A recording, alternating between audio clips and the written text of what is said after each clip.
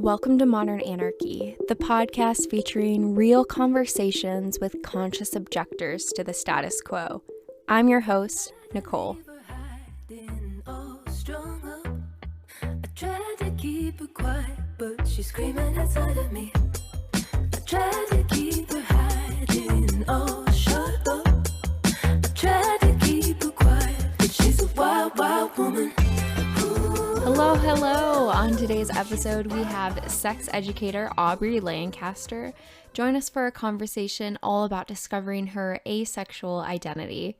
Together, we talk about the spectrum of attraction, polyamicable quadracules, and questioning the hierarchy of the nuclear family. Y'all, this was such a great episode to record with Aubri. I just got to sit back and let her go and talk all about relationship, anarchy, the hierarchies, questioning the status quo. And so it was great. Anytime that I can sit back and just hold this container space for someone to preach the message of this podcast, I am just delighted. So thank you, Aubri. I think y'all are really going to enjoy this episode. So tune in. Well, hi, it's nice to meet you. Hi. Yeah. How are you doing today? I'm all right. Working on paperwork for my son's kindergarten admissions. Oh, what kind of admissions do you need for kindergarten?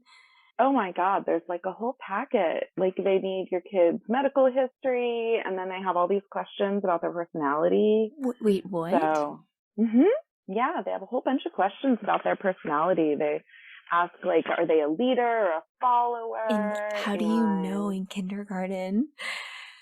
I mean, he's definitely a leader. Hell yeah. I can write that essay. That's so funny. Wow. So interesting. Huh. Where are you located at too? Simi Valley, California. Oh my God, I grew up in Camarillo. Oh, hey! Hey! What are the odds? You know, the show, right? I don't pick anybody. It just goes in and out. And yeah, like, hi. And Destiny was in Thousand, or is in Simi as well. So. Okay, nice. Okay, yeah, that makes sense because of Cal Lutheran. Mm-hmm. Yeah. Okay, that makes sense. Okay, interesting. So what do you do? Destiny didn't really tell me too much other than what they had said in the email. Oh, okay. Yeah. Well, I'm a sex educator. I've been doing sex education for 17 years now. I started out with passion parties. Mm-hmm. Do you know what those are? No, but I am really excited to hear. They were basically adult product parties. Yeah. Kind of like a Tupperware party, but with adult products. I love this direction. Yes. So I would go into somebody's house and set up a display of the products and then go through a presentation where people get to try the lotions, taste the edibles, pass around the toys, and then we would do one-on-one confidential ordering. And my entire presentation was providing education and talking about the arousal process and, relationships and all of that fun stuff. And then people would come in to the one-on-one to order their products and also ask more personal questions and such. Yes. And then our company was actually sold to Pure Romance in 2016. Mm. And I tried for 4 years to make that company work for me, but it just wasn't the same for me. Passion Parties was my home and Passion Parties was gone.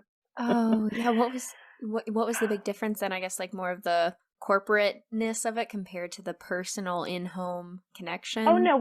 The job was still mostly the same. Okay. But yes, the corporate office, very different people. Passion Parties was based out of Vegas. Pure Romance is based out of Ohio. And there was just a very different corporate atmosphere. There were different rules. Passion Parties, we could have anyone at our parties. Pure Romance, we were not allowed to have men at our parties. And there was a number of things that just didn't align for me. And I finally was ready to move on. And then 2020 happened. Are you okay? First question.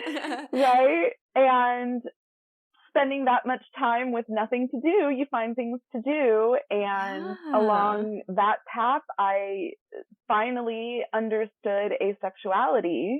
Wow. And realized that I had been mistaking romantic attraction for sexual attraction my entire life. Wow. And so I decided to just completely dive into that and learn everything I could and immerse myself in the communities. And I actually spent a semester specifically studying asexuality and aromanticism through Goddard Graduate Institute. Interesting. Okay. Yeah. And while I didn't finish the master's program with them, I did complete the semester, and I switched over to a certification program through ASECT. Ooh, so now yes, I'm working to become a certified sex educator, and I developed a class for therapists, counselors, and educators to introduce them to asexuality and aromanticism and a lot of the different issues that surround it. So that's been my primary work for the last year or so. Yeah. Wow. Oh, I'm excited to talk to you. So when you were saying that you noticed this big shift in your own personal orientation from the romantic, to the sexual and figuring out that you leaned more romantically, could you explain what you were going through at that time? What was that process like? I'm sure there's a whole story there. Well, it's something that is kind of layers and layers that you uncover over the years, because the understandings of asexuality are so intricately connected to understandings of libido and the different kinds of attraction. And so uncovering the idea that libido does not equal sexual attraction, that you can have a libido, basically just a desire for an orgasm, and not have it connected to another person. Ooh, okay, you gotta say more. Yeah, because people are like, what? So asexuality is experiencing little to no sexual attraction to other people, while sexual attraction is a little bit more of a question of, well, what exactly is sexual attraction? And while I don't experience sexual attraction and I can't put my finger directly on it for you, I can tell you some of what I do get from other people. I think an easy analogy is lust, but that doesn't necessarily encompass it for everyone. Some people find it to be more like a craving, for sexual contact with another person, for interpersonal sex specifically. And for some people, it's just, just appealing. Like somebody could be appealing in a sexual way. Whereas with libido, it's about, do you want an orgasm? Your body is just kind of like, hey. Yeah.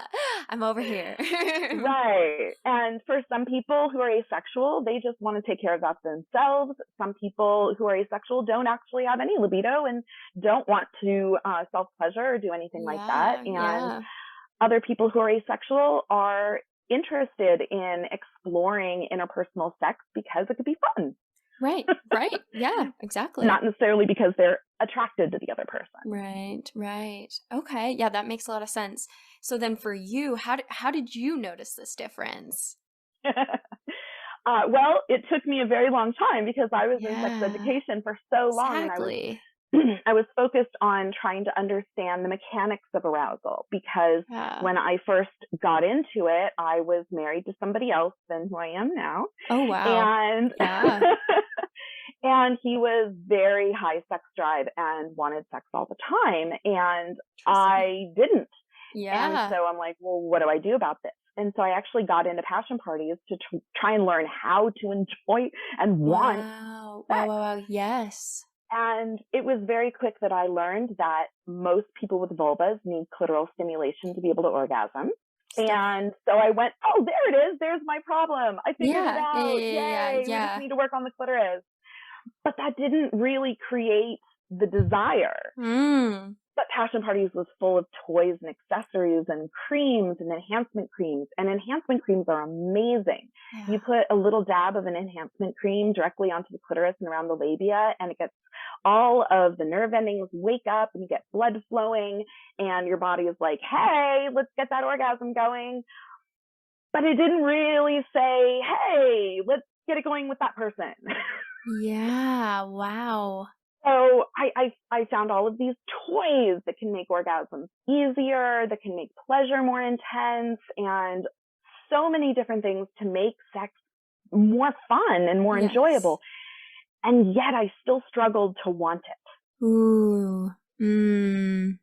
And so I just assumed I had a low libido. I went to a doctor. The doctor said, here's some testosterone cream. Rub it on your leg. That'll help. Wow. Interesting. Which didn't help. Yeah. Okay. And I only took it briefly. But then, eventually my ex-husband and I split. There was numerous conflicts within our relationship beyond that. And I very quickly actually found my current husband on OkCupid. Yay! Yeah, look at your smile. And we've actually been together 13 years now. Wow. And during that time, he is a very generous partner, and I have been very, very happy with him and in love with him. And we love doing things together, and we share a lot of common interests and beliefs and goals, and, the way we live, the way we enjoy our friends and family and socializing, and the way we decorate our house, and, all of these different ways that we enjoy connecting emotionally and intellectually. And yet, as much as we did connect really well sexually, I still didn't need it. Yeah. And, after having a kid, that libido kind of says, you know what, we got other stuff going on. Yeah. And then I start to get touched out from having a baby because, they are physically in contact with you 24/7. Right. That makes sense. Yes. And so that need for touch from another human being is suddenly the reverse. It's, oh my God, I can't be touched right now. Yeah. So any value I had in sexual connection before, really just, it wasn't there. And so that aspect of the relationship became more difficult. So when I finally found asexuality and understood that all this time, there's this thing that other people experience that I never did, that while I would fall in love and I would want that feeling of love to be reciprocated, I never looked at another person and went, oh my God, they're hot. Yeah, that difference. I can look at my husband and go, oh my gosh, he's gorgeous. Like, I could look at him all day. But any sexual connection we have is about intimacy and the love and the romantic connection. And frankly, there's other ways that I would prefer to find that connection within our relationship. Definitely. So as soon as I understood the concept of asexuality and finally realized, oh my God, there's a difference between sexual and romantic attraction, and then starting to learn about other attractions, aesthetic attraction and intellectual attraction, emotional attraction, social attraction, spiritual attraction, sensual attraction. That's kind of that wanting to hug and touch and kiss, but not necessarily involve genital or sexual contact. Right. So when you start differentiating all of these kinds of attractions and the way we interact, I started to see that the sexual was never the part I needed. But society tells you everybody wants it. Everybody wants sex, right? It's part of being human. That's exactly what so you just have a low libido. It's female sexual dysfunction. Yes. So it's this pathologization. It's this diagnosis that there's something wrong with you. Yep. And that there is distress between you and your partner only validates that in a pathological sense. But if you are able to be just content with all the other ways that you can connect with people and you just don't need sex, why do we have to pathologize that? It's a great question. Can't we just say, yeah, it's an activity. Some people need it. I get that. For some people, it is an intense craving. It is a massive part of their life. For other people, it's an activity.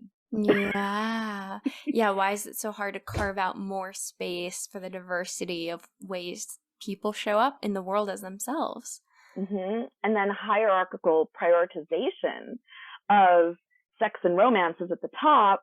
Platonic interactions are always below that and always subservient to a sexual romantic relationship. This is where the relationship anarchy comes in. Yeah, I'm sure you've heard of that.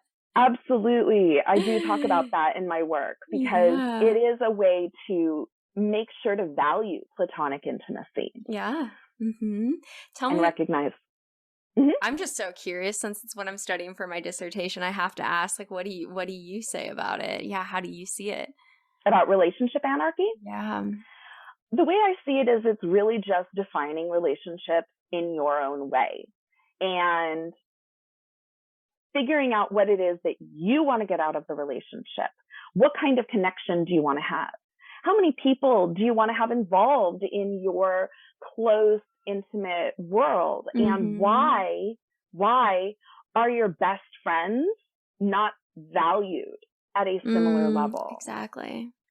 You know, my best friends, I have 3 best friends from college, and they're my bad girls. Hello, bad girls who are listening to this. Do you remember the movie Bad Girls with Drew Barrymore? It was a 1994 movie. Okay. Yeah. When I was in college, my 3 best friends, we were just kind of acquaintances at the time. They went and watched that movie. And, you know, they did that thing that teens do, like, oh my gosh, I'm Cody. Oh, yeah. And so they named their first 3 characters, and then they went, well, who's Anita? Oh, yeah, we need an Anita. We need a 4th. And I don't know how I was blessed by it, but they decided I was Anita. I love it. And so the next day, I ran into them in the dorm lounge, and Jen, who is Lily, the Drew Barrymore character, she ran up to me and threw her arms around me, gave me a huge hug and a kiss straight on the lips, and said, "Did you hear? We're best friends now." And cute. I went, "Okay." Yeah. And so we became best friends, and then we got to know each other. Beautiful. I love this. And we have been best friends for over 20 years now. And the 4 of us have maintained this non-hierarchical best friend, what we now call our polyamicable quadracule. Because amical attraction is a sisterhood or sibling type bond, like a best friend type attraction. And so we're polyamical. And instead of a polycule, it's our quadracule. Yes. And our friendship has survived, each of us getting married, several of us getting divorced and remarried, having kids, moving and living in different parts of the country, having partners that were jealous of our friendship. And I never really understood that until I got to the place where I really did recognize how our society devalues platonic relationships. Yes. I just want to say a big, huge amen. And I love that you're preaching my value system. So, like, this is great. I'm going to take another step back. Like, why do you think that society does this? Because I agree with you very hard. Oh, well. I know. Social power structures have often come back to the construct of marriage and nuclear families, family values, all of this coming out of not just society, but religions and, you know, the way that Western imperial cultures have evolved. Now, obviously, there are other cultures that don't necessarily have that hierarchical structure. But within this Western model that Americans are expected to live in, there is. And then there's also the aspects of gender and the power structures within that. People who are socialized as women, it's understood that they're going to have multiple emotional connections within their life. so long as they respect that their partner is their number one. Yes, Jesus, I'm rolling with you. Yes. But people socialized as men are expected to not be emotionally connected to pretty much anyone except their partner and maybe their very close family member. Exactly. So when I was emotionally very close to my friends, some of my previous partners would get very jealous because they saw that as a rivalry. They saw that as me giving a part of myself to someone else instead of to them. And like what? Like what? Even I know and I agree people say that, but it's just so fascinating. Like I'm not giving away parts of myself, nor do you own any parts of me. Yeah. What even? When you realize that love is truly abundant, yes, and if you want to love, you can love as many people as you want to. And yes, you're going to have stronger connections and more frequent interactions with some people than others. But that doesn't mean that you have to rank them. Exactly. I think that's one of my biggest critiques of, I guess it's not necessarily just monogamy, but our whole Western relational hierarchy. I don't know what else to call it, right? Yeah. That really has said, you're the person that you should give all of yourself to, all of your time, your energy, your devotion is your romantic and sexual partner, which have to fit together. Yeah. And that is the person for you, which then I think is exactly what you're saying. You know, then our friends get pushed into this category of, friends, not as important as partner. And it really does create this intense hierarchy of who is more valuable in your life, which I think distorts the beauty of the relationships that you have, right? When I Absolutely. when I start to see the beauty of my friendships for the intense love that they are, I feel more connected. I feel happier when I take out this hierarchy and step into that love is abundant. I can really, really love my friends and really, really love a partner over here. Like that's totally possible. Yeah. And when you are in that space of recognizing those connections in that relationship, you start to question kind of all of the constructs that society imposes upon us. Because while I'm not a romantic, there are people who don't experience romantic attraction. Either they don't experience falling in love, or they don't connect to society's concept and constructs of romantic love. Because there's really nothing that could be done romantically that can't also be done platonically. The meaning of an action is defined by those involved. It's defined by intention. Now, of course, there's always the issues of intention versus impact. But in this particular concept, what we're talking about is, why are you bringing somebody flowers? Can it be just to cheer them up and to show them you love them without it having a romantic implication?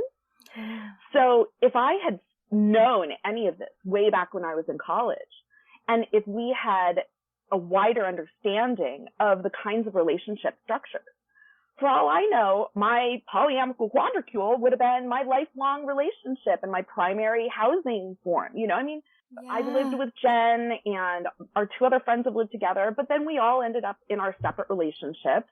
Yeah. But I wonder how many people would form nesting partners with non-romantic, non-sexual people as their primary living partners and their primary emotional support.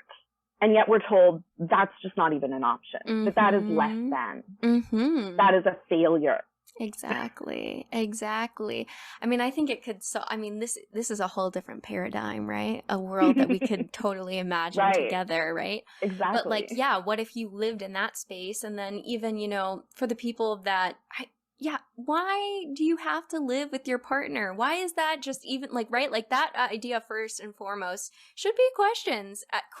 I think back in the day when we had farms, it made sense. Like, these sort of things made sense that you'd want to stay. But I think exactly what we were talking about is also another thing that has made sense for centuries, which is community structures. Yes. We've always thrived in that, creating communities, not necessarily nuclear families, a little bit bigger than that. And I think that's exactly what you're hitting on, is what if we had a different understanding of community and what it meant to build our village? life? Yeah. What happened to the village? You know, I mean, in a village structure, our people always going to be completely isolated just with their partners? No. I mean, you know, how much different would the world be if we had houses that were designed for multiple families, and you had, you know, your own living spaces and then your larger community spaces, and, you know, moms wouldn't just be alone with their baby all day. They would be there with the other people that lived in a house with them. There's places in Sweden doing this, like trying these sorts of like lifestyle, like living arrangements with like completely different strangers and building a community. I am so sure that there's people that have done it, that there's cultures that it's the predominant way of doing things, that it was at some time for us. But our current model, this idea that, you know, 2 parents, maybe, you know, 2.5 kids, white picket fence, heterosexual, and you are now responsible for the entire house. Yes, heterosexual. Okay, I'm going with that. Can't forget that piece. Right. There's all of these expectations, that relationship escalator idea, and we just assume this is what we have to do. Yes. And we keep doing it, assuming that we're just doing it wrong. And then complaining when we don't like it. Yeah. That's the funniest part. We're like, I don't like this. I'm going to get out. I'm going to divorce. I'm going to be single, yada, yada, yada. And it's like, well, yeah, like this is the problem. Yeah. I was reading this one book. I think it's called How Love Conquered Marriage. And it was talking about this one society in another country that where when people are in romantic and sexual relationships, they do not expect love and actually think love is bad to have within that relationship because it pulls you away from the connections with the community. So it's actually really negative to have love in your like reproductive relationships are what they're made for in that society. And so like I feel like, yeah, the biggest thing I think when we start talking about these things, a lot of monogamous people start to say like, oh my God, you're attacking my structure. You're attacking what I want. And it's like, no, what I really want to say is just I hope you recognize this is a very Western context and it's a new experiment that has only happened in the last couple of years, right, in our human history, and just take a lens to that and try to hope to expand that perspective and see the other ways that people can relate.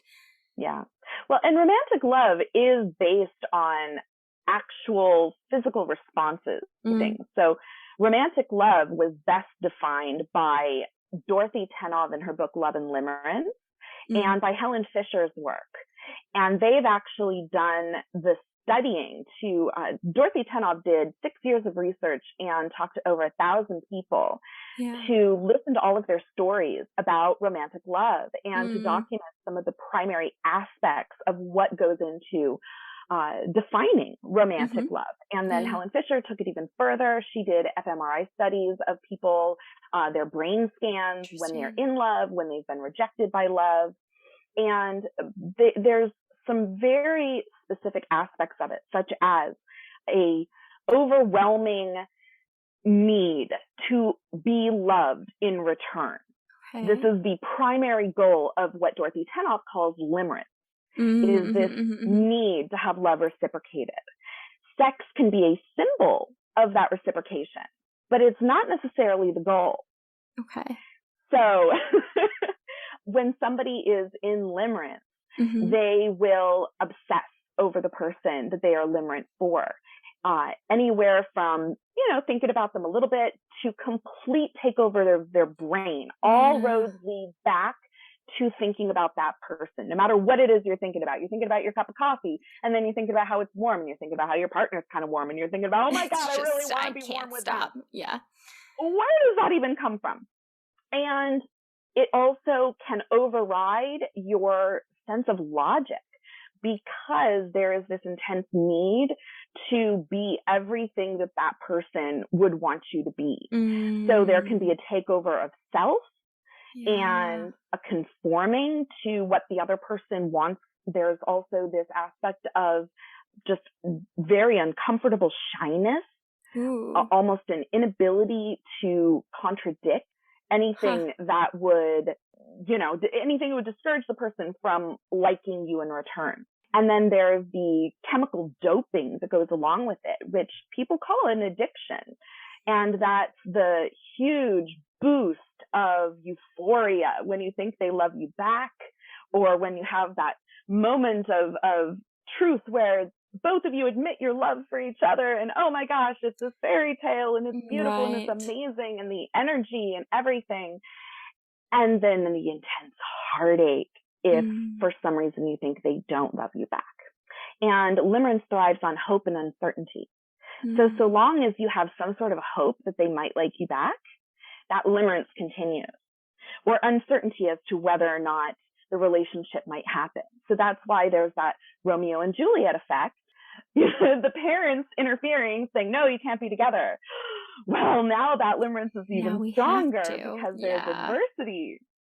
Yeah. So the limerence is strongest in the beginning of a relationship or going into a relationship. And starting a relationship through limerence can absolutely be a healthy and beautiful thing. You know, my relationship with my current husband started very limerently for both of us. I remember sitting in the car after a date. I was dropping him off because we kind of alternated.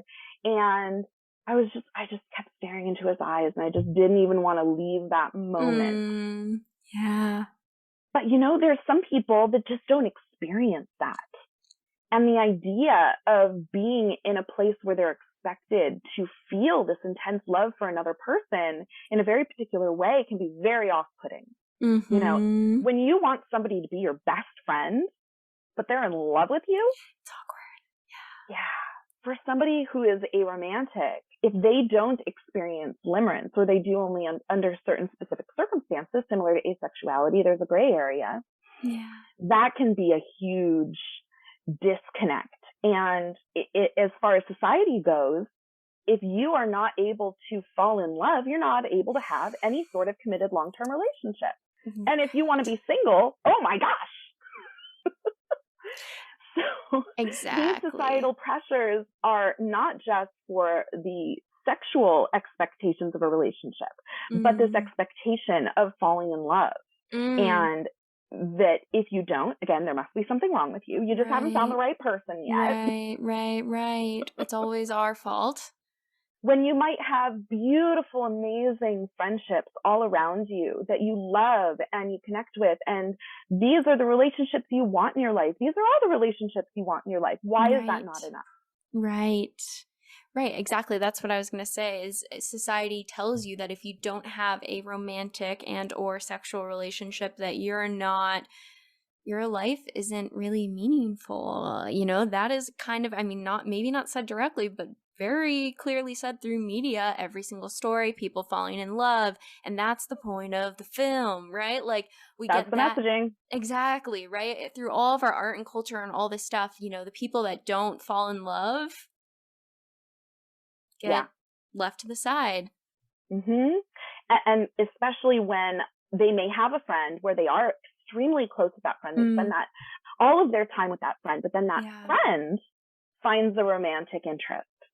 And suddenly they have nothing. They're not valued as much. They are not constantly in that person's life the way that they were before. And they get shoved aside into this kind of third wheel or subpar best friend, but not the priority. Exactly. And that's when the limerence is really great. All that stuff's going on. And then a few years down the line, you're like, wow, why am I so isolated? And you're like, well, because you did that to yourself again, right? Like we do that. And we just like, I mean, because that's what societal messaging says. Spend all your time, live with this person, travel with this person, do all the stuff with this person.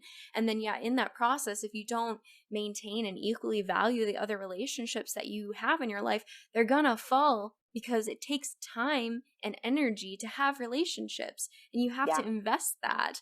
There's just such this like warped, I don't even know what it is, pressure to devote all of that to one person, your romantic and or sexual partner that you build the nuclear family with. And that's what we want to challenge, right? It's like, be monogamous, have a great time, like, but just remember the other people in your world and remember the importance of the other relationships that you have.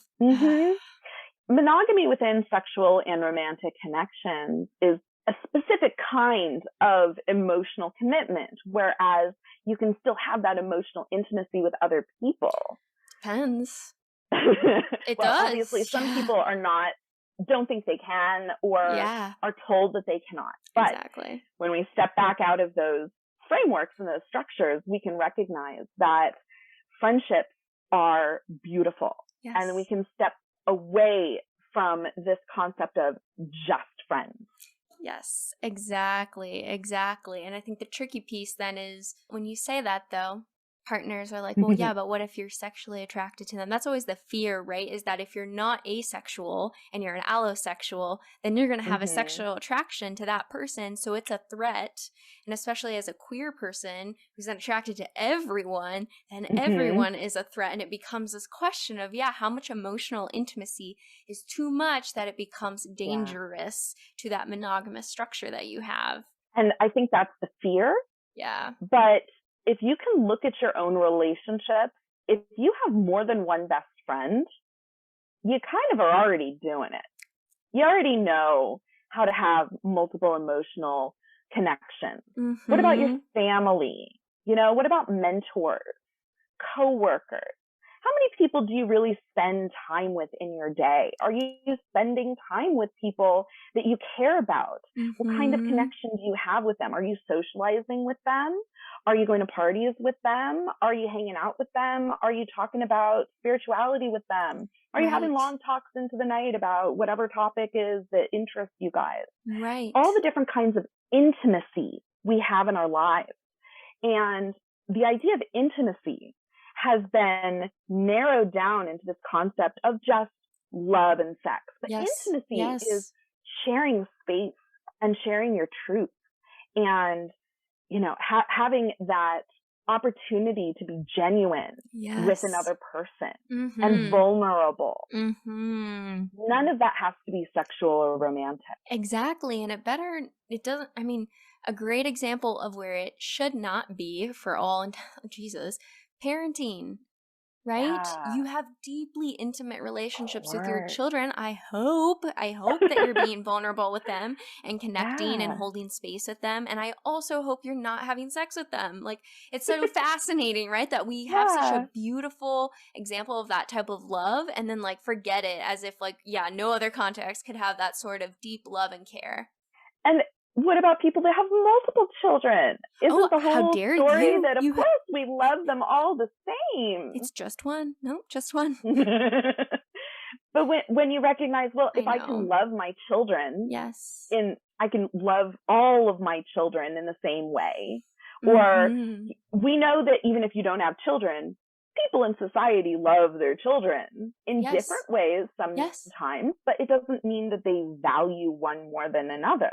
So I don't think that we have to take a huge leap out of the concept of monogamy to recognize that monogamy is a social construct. It is an imposed construct. So what kind of relationship do you want to have with other people? That's the real question.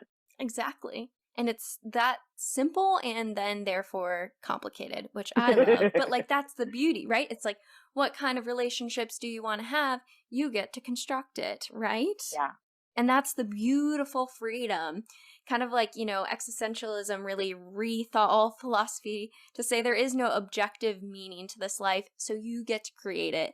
And in the same way, there is no objective way to have a meaningful and fulfilling relationship. You get to create that and create them, right? Relationships, plural. Create the community, the people in your world that you want to sustain and build throughout the rest of your life. Yeah. God, we're preaching to each other, someone out here listening is going to get it, but wow. Such a pleasure to get to talk to someone about these things because I think frequently I am more in a teaching role, so I love anytime I get to step back and have someone preach my lessons. I'm go. And I know I haven't really talked so much about the gendered aspect of it, but it's kind of funny to me because once growing up as an asexual person and not knowing I was asexual, you're asked, who are you attracted to? And of course, it's assumed you're heterosexual unless proven otherwise. Of course. So I could look at girls and go, wow, I know I'm not into girls, so I must be into boys. It wasn't even a much more of an analysis than that. It was, well, obviously I'm not attracted to girls. I would know, right? I would know. Right. Yes. But with boys, it wasn't necessarily that I was physically attracted to them, but I could imagine these romantic fairy tales with them. And that could appeal to the limerence. And so I fell for guys all the time when I was growing up. And you know, I was never single. Like, I was never single. Yeah. From the time I was like, had my first boyfriend at 13. Same. I was never single. And I was totally fine with it being non-sexual because that didn't matter to me. And we were young enough that at that point, it's assumed that you're supposed to not be sexual. Right. 'Cause you're young. So while I didn't entirely understand why it was so difficult for some of my friends, right, I got this false sense of accomplishment, you know, like, wow, I can resist. Yeah, so you're like, I'm better than all of you. I got this under control. I don't think I took it to that level, but I did have that. I did have that thought of, why is this so hard for you? Yeah. And then it wasn't until, you know, I got into my late teens that my relationship started to try to become more sexual. And it was confusing. I am not repulsed, but it just wasn't my primary focus. Yeah. Which makes sense. And then I met my ex-husband when I was 20 and he was 26. So there was a lot more experience on his end and none on mine. But because I was a quote unquote virgin, that was a virtue, right? I was this prize to be won. Right, and, right. You know, historically speaking, it was this idea that women are not sexual until they're married and their husbands bloom their sexuality into existence. And I mean, yes. Right? There's that implication. And so when that didn't happen, I was, okay, well, what's wrong with me? Why do I not why is this uncomfortable? Why is this painful? Yeah. Why do I not, you know, where is that magical moment that this is supposed to create for me? Exactly. And then continuously trying to perform that for my partner. Yeah. And continuously trying to search out, what is it that I need to create this magical sex thing everybody seems to want. Right. Yeah. But I still felt the love. I still felt that intense need to be loved. And I think that contributes a lot to that. For allo-romantic asexual people, there is that intense need to be everything for your partner, because not only society say that, but your desire to be loved is also pushing this mindset that you can do it. Yeah. If it's the right magical formula.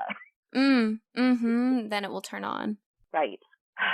Which is then just continually this question of, is it me? Is something wrong with me? And I just can't even imagine what it's like to be in that headspace of asking that question. Yeah. A lot of people, when they are later in years coming to asexuality, or, you know, I'd say younger too, there is that term, broken. Oh, yeah.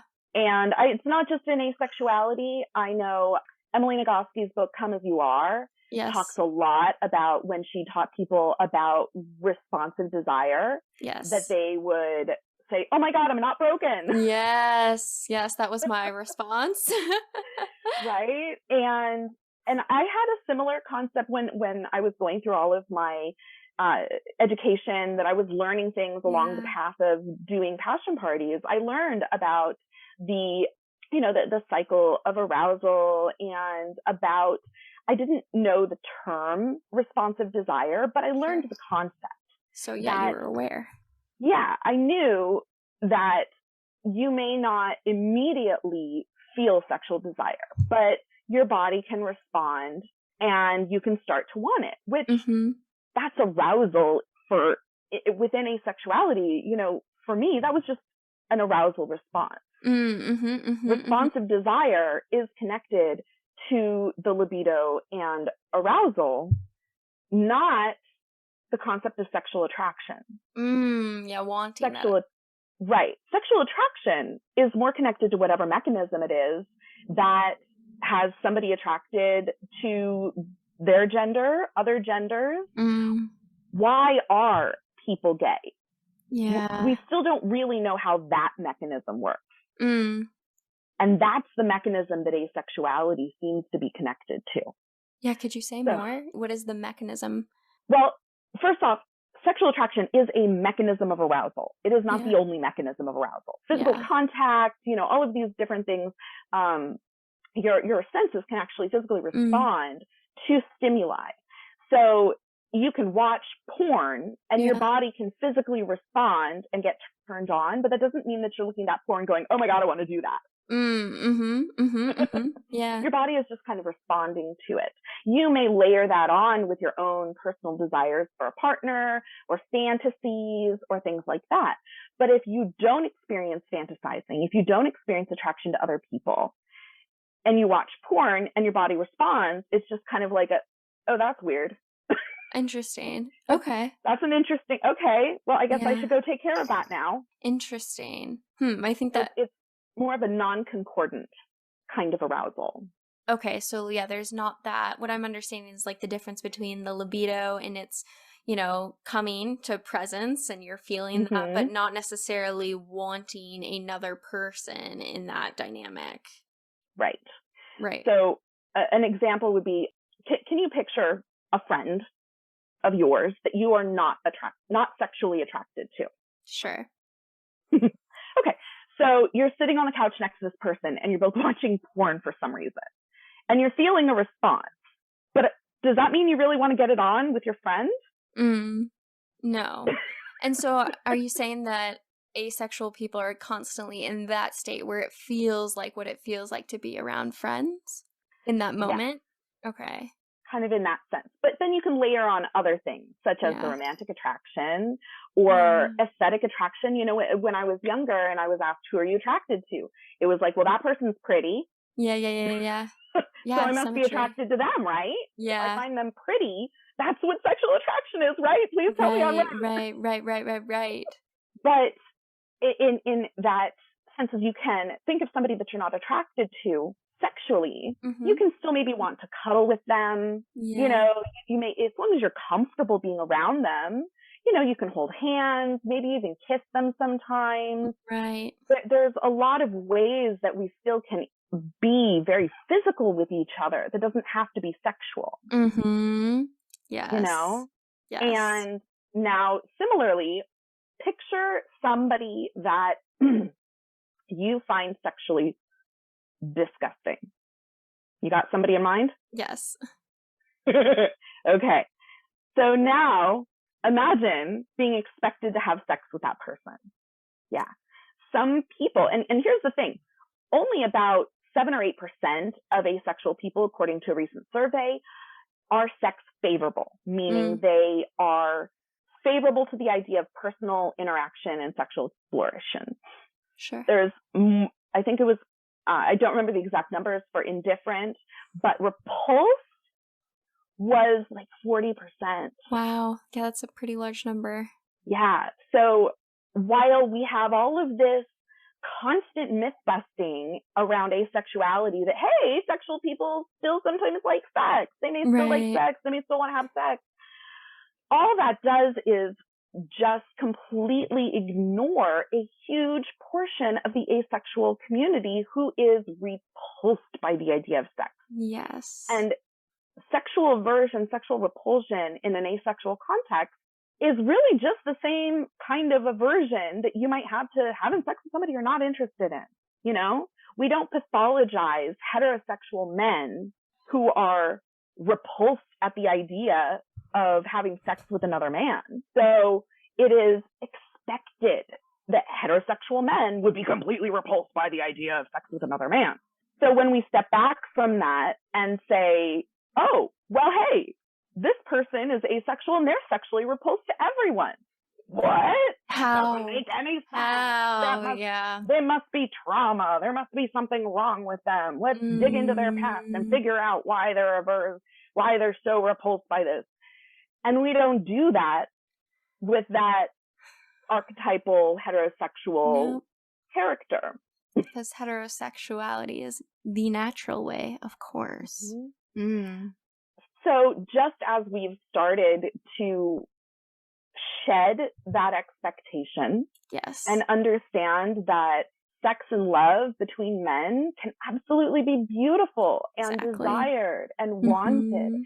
And the same thing as between women, and that there's more genders than this binary that we are expected to live in. And that people can be sexually desirous of anyone. We have this need to break out of this shame in our society around sex. So much so that the idea that somebody doesn't want it, well, they must still be oppressed. They must just still be within this sex negative, shaming place. Exactly. And somebody who's asexual can absolutely be sex positive, meaning favorable towards the idea of anybody who wants to have sex, go have sex, have fun. But sex repulsed for themselves because it is not appealing to them. They don't want it. They don't need it. And it is repulsive because they are not sexually attracted to other people, or they just don't desire sex. Some people, there are within the asexual community, some people do identify as asexual who may feel a kind of sexual attraction, but they don't want to act on it. And so long as they are happy with the way they are, why do we have to pathologize that?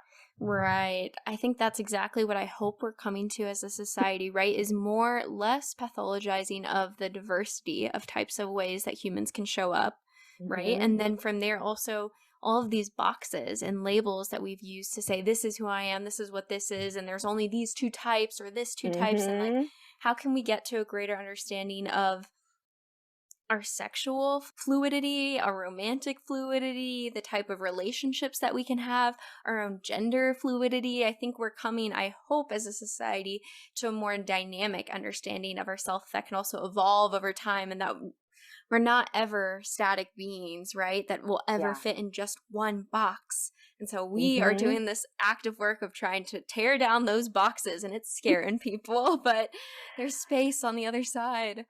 And there's a huge difference between trying to put somebody in a box and somebody getting into that box themselves and saying, oh my God, I found my box. Yes. This box makes sense. It fits. It's comfortable. It helps me communicate my needs and boundaries and find my community. That's what labels are. Labels are tools to help you to communicate your needs and boundaries and find community. So just as much as there is all of this new language around identities and attractions and orientations, and then there's pushback from people who are like, why do we need labels? Because some experiences are marginalized to the point of complete erasure in our society. And some people need a word for that, to be able to say, look, there's other people that are like me. Exactly. Being able to connect. I mean, that's what language is at the end of the day, right? An ability to connect through a shared language, a shared label that, yes, we have the same values and understand each other without having to say all these other words that could be condensed into one word being that label, right? Like, that's the beauty of it. Yes, exactly. I think it frustrates me too so much when people push on that. Why do you need this label? It's like, well, because I want to be seen. At the end of the day, I hope that language helps me and other people to be seen. And so, yeah, if a label fits, fuck yeah, have the label. And it's not a closed box, right? That's the thing, is I think, like, if you ever change, there's a lot of people that will change over time, going in between, back, forth, other things. A lot of people who will go every way, right? And it's always you that is directing that. Yes. Yeah. It's that self-identification. It's taking agency of who you are. Yeah. That's why asexuality cannot be diagnosed. It is not a diagnosis, because it is an identity. It's an intrinsic awareness. You can't go to the doctor and say, am I gay? Yeah. They could probably ask you some questions and say, well, what do you think? Well, back in the day, they would have said you were sick. That's the problem. Right?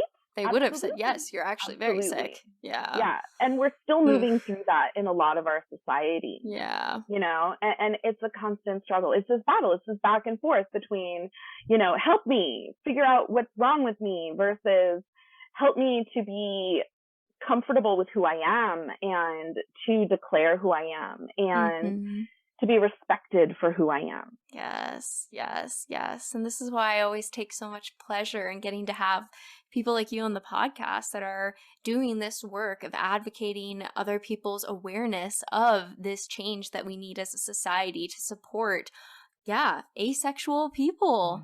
It's a challenge, especially since I was blown away when I finally understood what the concept was. Having worked in sex education for, at the time, 16 years, I felt like I had failed, that I had failed in my career, that I had missed something. How did I go through all of this time and never understand what asexuality was? I'd heard about it a couple of years beforehand, but I understood it in terms of libido, not in terms, and I knew I had a low libido, but I kind of thought asexual meant that somebody just never got turned on or just didn't like sex at all or never wanted it. So especially being sex favorable and having spent so much of my career learning how to enjoy sex.